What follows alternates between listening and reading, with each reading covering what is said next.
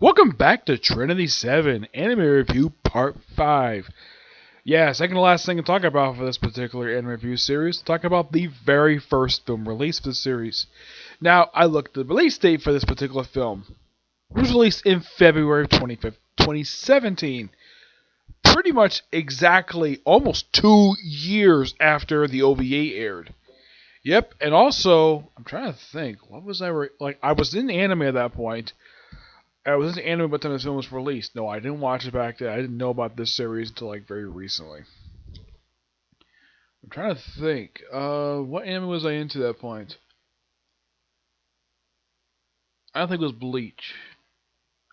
It may have been Bleach that was probably the anime I was probably watching at the time, anyways. Because with Naruto Shippuden, it took me about a month to get through, so I probably was on Bleach at that point. It's possible. I don't remember. It was 3 years ago. Okay, now this film is if you take out you take out the opening. Now this film is roughly, get this, 55 minutes. Yes, it is just under an hour. Like just about that 1 hour mark. But here's the thing. The first 4 minutes of this movie is a recap of the TV show. Yep, an abridged retelling of the entire 12 episode anime. Why in the world Seven Dark Pages did this for? And this is my personal theory, probably because for some people it had been a couple years since they probably had seen anything related to 27.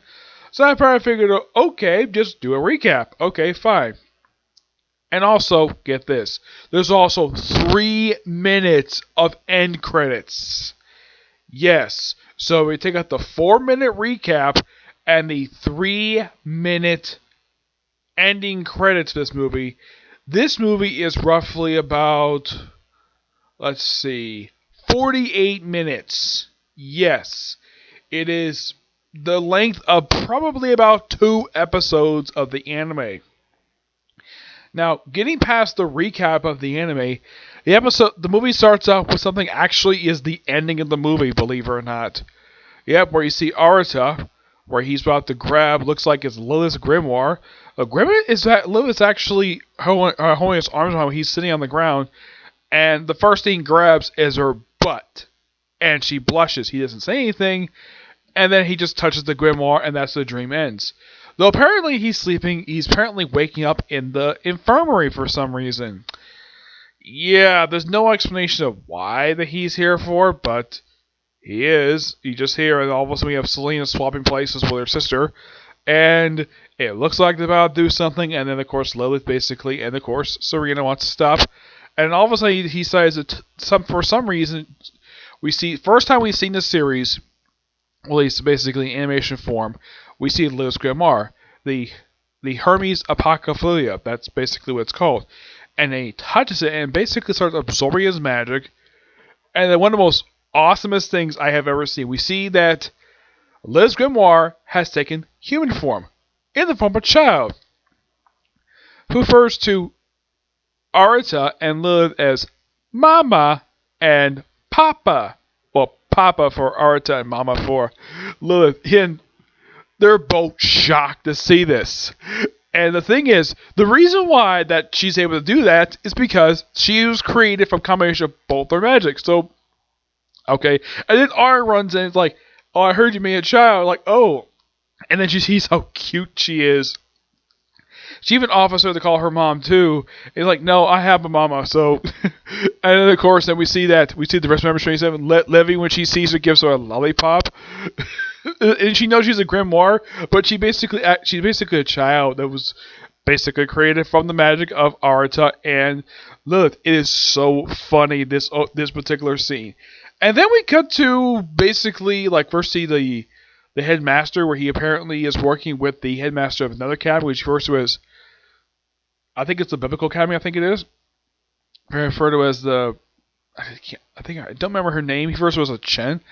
And of course, the Thunder Goddess is here because of stuff related to the main villain of the movie, the White Demon Lord. Now, before I continue, this film is an adaptation of the second light novel of Trinity 7. Now, the full name of this movie is called, get this, Girl. Now, from what I can tell, this particular book is in case you're probably asking, Nick, did you read this book? The answer is no. It is by far the first time that I've seen a movie that's based upon a light novel where I never actually read the original light novel. Well, there kind of is a good reason for that. And the reason is pure and simple. I can't find an English translation online. Heck, not even Amazon has any freaking copies of this damn thing. Like, there's basic English translation of the first volume, yes. Second one, nope, there isn't. As far as I know, there's no reason why for this. It's just that there isn't one. And no, I have no idea how long this damn book is. I know what the cover looks like. It's a cover with Lilith and Lem. That's basically what Arata calls this little girl. Which Lilith basically objects this, but Lem has no problem with the name. She loves it. Well, because she looks like Lilith. Yep. And we see this White Demon Lord. By the way, he's also in the flashback as well. Yeah, what this guy is, he just basically was born to become a demon lord, and he became a white demon lord for some reason. Yeah, a lot of this movie, some stuff is a lot of stuff in this movie that is never explained. It's like, okay, just run with the flow. And then he basically just starts to attack the school. And I'm wondering, where the heck are the students? Yeah, it was frequently shown in the main anime, even the OVA, that there are students in this school. Is summer going on at this time? No idea. It's just that, all the students are mysteriously gone. There's no explanation for this at all. And we also see that he apparently has the ability to summon a frickin' dragon, so they call it a Chaos D. It's a frickin' dragon! Like, he's able to summon this, and basically it takes the Thunder... Now, when the Trinity 7 plus Thunder Goddess basically notice what the heck is going on, they basically all, of course, before all this, they had this wonderful scene about part way into the movie where you have all the Trinity 7 plus also Ileana, Sora, and Lim, and Serena all in the bath together. Now, Levi is wearing a swimsuit. Well, there is a minor gag for this because apparently Arata can't strip her naked with his power. He can strip everybody else naked, but not her for some reason. Yeah, the series has never bothered to explain how in the world he's never able to see Levi naked. Yes, I've read up the recent chapter of the manga. They've never actually explained this. Maybe it's some reflective power that she has that protects her, or the fact that somehow his power doesn't reach her, despite the fact all the rest of the girls have been stripped naked, no problem, but not her for some reason. Yeah, though that's actually unexplained explanation from the actual series, so I can't blame the movie for that.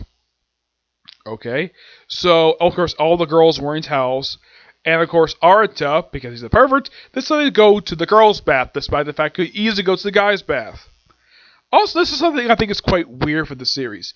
Do you know how many male characters actually are in this entire series?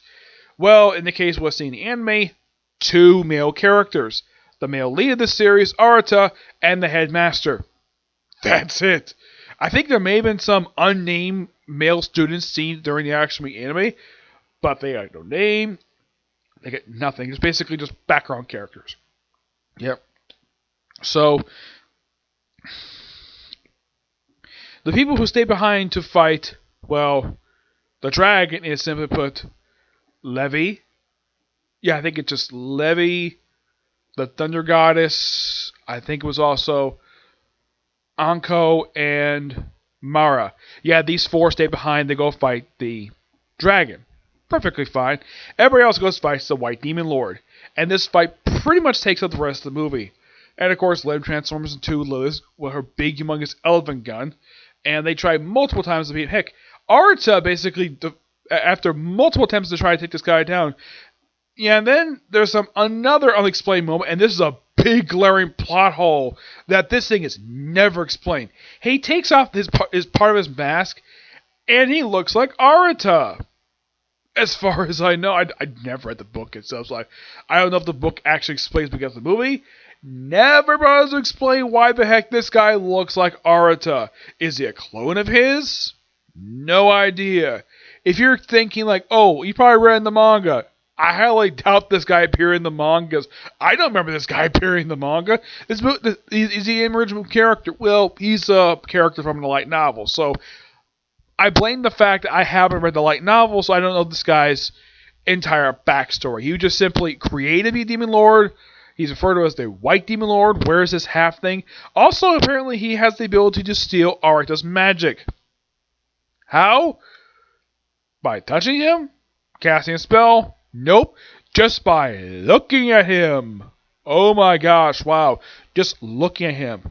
So, Arata comes up with the most ingenious plan to beat him.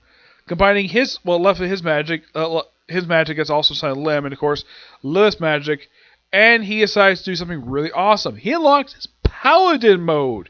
Yes, this awesome red armor he puts on, and eventually, thanks to the combined magic of his and Lilith's, they able to defeat this guy, apparently once, though, of course, the girls who took on the dragon do manage to, though Lilith does her thing, second time I've seen in the actual series, where she does her technique where she basically strips out of her own clothes, down to her underwear to defeat the dragon. And of course, Arata, apparently after getting out of his little dream sequence world, when he's able to be on this other plane with the grimoires, that he's able to destroy the dragon, and eventually he defeats the White Demon Lord, and then eventually comes back, and like, okay, let's beat him by combining all of our powers.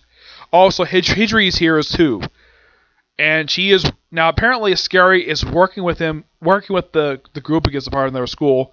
So they're working with him because the White Demon Lord is a threat to everybody. Okay, it's perfectly fine.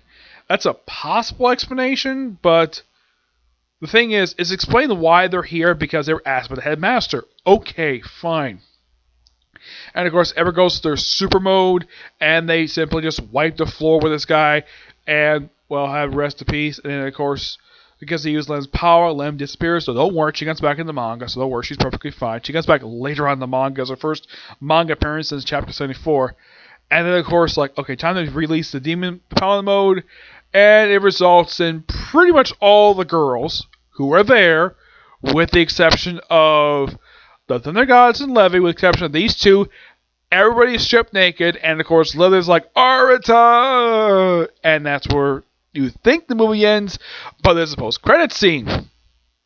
A post-credit scene that features two characters who never appeared in the main anime. No. Yeah, it's a woman named Anastasia L. She appeared in just this brief scene. She also appeared in the anime too. And you also have a woman named Steenie, I think her name is. She made her debut. Let's see here. Her name is Arshia. Yeah, this film is technically her first appearance. She didn't know why, because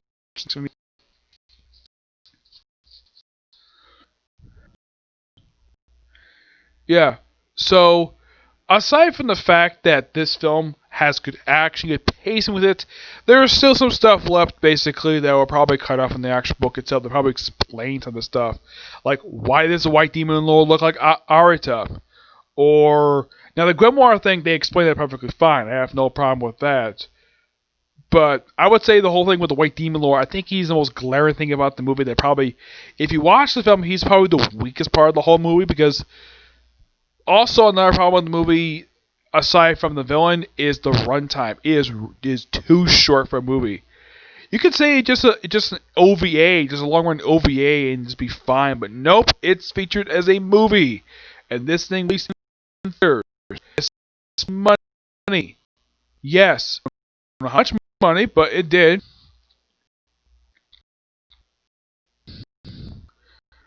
Let's see. It doesn't say exactly how much this movie made.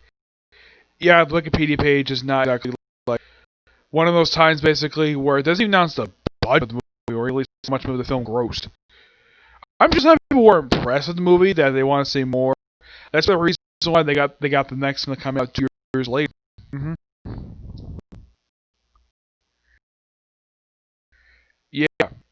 So my other problem with the movie, aside from the runtime with the villain, no dub. Yeah, this film was never dubbed for some reason.